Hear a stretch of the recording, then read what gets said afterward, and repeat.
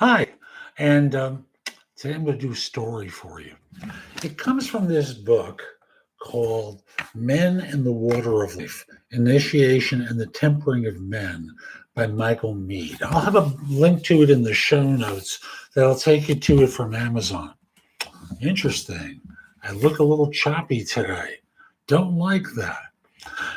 And I'll just simply say that the story is one that as Mead summarizes it later, shares his experience of it later, he says, a story reveals its gifts only to those who enter into it. The stories and the makers of stories have to be approached on their own ground. And what I'll say to you is, this is a lovely and complex story. And it's a couple of pages long. I'm just going to read it to you as he wrote it. Okay. It's an African story.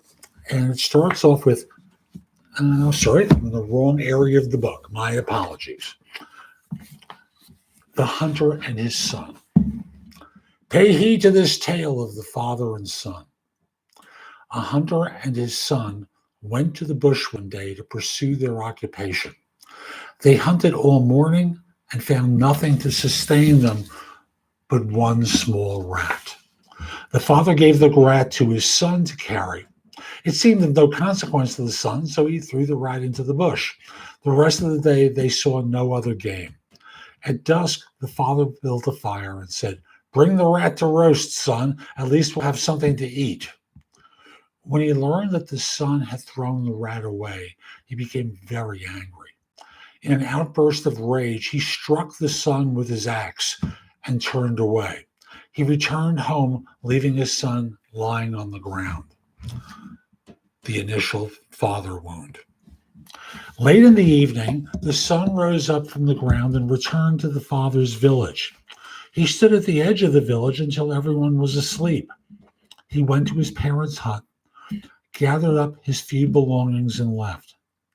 He walked into the night, following a long path that led to another village. He arrived at this large village in the dark of the night. Everyone was asleep.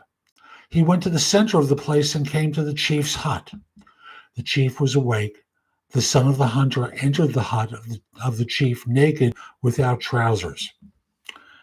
That's interesting. Naked, without trousers. Open. The chief said, "From where do you come?" "From that other village," the son told him. The chief asked, "How goes it with you?" The son said, "My father and I went into the bush to hunt. We found only one rat. He gave it to me to carry. It was small, and I threw it in the bush. In the evening, we built a fire. He told me to roast the rat. I said that I had thrown it away, and he became angry and struck me with his axe. I fell down in the night. I rose up and came here. That's how it is with me." The chief said, "Will you keep a secret with me?" The son said, "What secret?" The chief said there had been a war and his only son had been captured and killed. He said, "Now I have no son.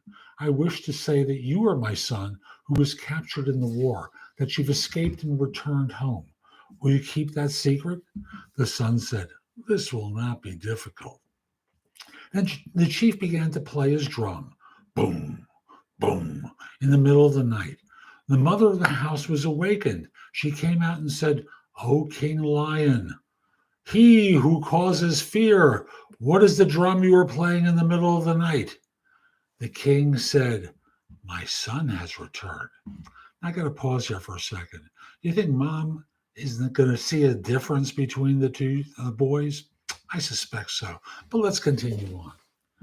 Then the mother raised the sound of joy. The whole village was awakened. Everyone was saying, "What has happened at the king's hut that they're playing drums and singing in the middle of the night?" A messenger was sent telling everyone that the king's son had come, that he had been captured in the war and had returned. Some of the village were joyful. Others doubted it, saying, "Indeed, indeed." At dawn, the son was bathed, anointed with oil, and dressed in fine new clothes. The chief gave him gifts and brought him before the whole village to be welcomed. Some of the chief counselors said, "It's not his son." Others said that it was. The doubts of some grew. They said, "Indeed, indeed." The counselors summoned the sons of the village, dressed them in fine garments, and called for their great war horses. The counselors said, "Go to the house of the chief. Call the chief's son. Tell him to bring his horse and sword. Say you're taking the horses for exercise. Ride out to the clearing, dismount there, and taking your swords, slay your horses. Observe what the son of the chief does and report to us here." Each counselor gave a sword to his son, and the young men set off for the chief's hut. Now there was a talebearer present who heard the counselor's plan and quickly informed the king. The king made preparations, saying, "If the naked man can dance, how much better can the man with a cloak?" Interesting observation. In other words, the man with the cloak, a man with something that he's hiding. He called the son to him and said, "Take this horse and sword. When the sons of the village call for you, go with them. Whatever they do, you do it as well." The sons of the counselors came and called for the king's son. They all set off. They rode to the clearing and dismounted. When the son of the king saw the other sons slay their horses, well, he did it too. The sons of the counselors returned to their fathers and reported that the king's son had slain a valuable mount, saying, "Only the son of a king would display such magnificent disregard for property and wealth." The counselors still had their doubts and said, "Indeed, indeed." They decided on further tests. The next day, they gave each of their sons a slave girl. They instructed them to invite the son of the chief to bring his slave girl and go with them to the clearing. Once there, they should slay the slave girls and observe what the son of the chief said. Once again, the talebearer was present. He informed the king, who told the son to take a slave girl when they called for him. And whatever you see they have done, you do it as well. In the clearing, the sons of the counselors took their swords and each slew a slave girl. The son of the king, well, he did it too. And the sons returned to the counselors and reported what had happened, saying, "Only the son of a king would act as he has done." This time the counselors were satisfied. They offered no more tests. Time went on. The son lived with the king. Then one day, the hunter came looking for his son. He questioned people, saying, "Have you seen one who looks like this, who acts like such and such?" The people said, "No, we don't know him. We haven't seen your son, but there is a son in the king's hut who looks like that." He was sent to the hut of the king. He entered and greeted the king, who was seated with the son at his side. The hunter said to his son, "Will you get up and return with me and live as before?" The son remained silent. The king said, "Hunter, if you will keep the secret with me, I will give you whatever gold you wish." The hunter refused. The king offered 100 times whatever gold the hunter would request. The hunter refused despite all the entreaties of the king. The son, well, he remained silent. Then the king called for 3 horses to be saddled and 1 sword to be brought.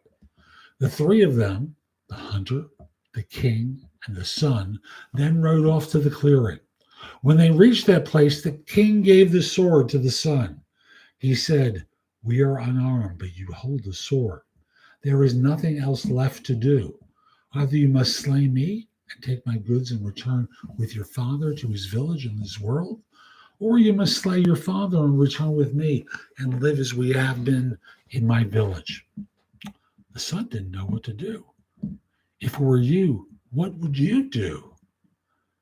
Kill the father or kill the king?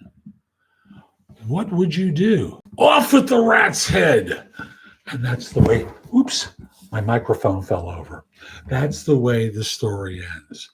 It is an interesting story with lots of little texture to it. And I'll just simply remind you, no right answer. Just look at the story and see what you can take from within it.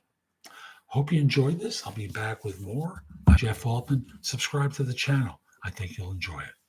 Take care.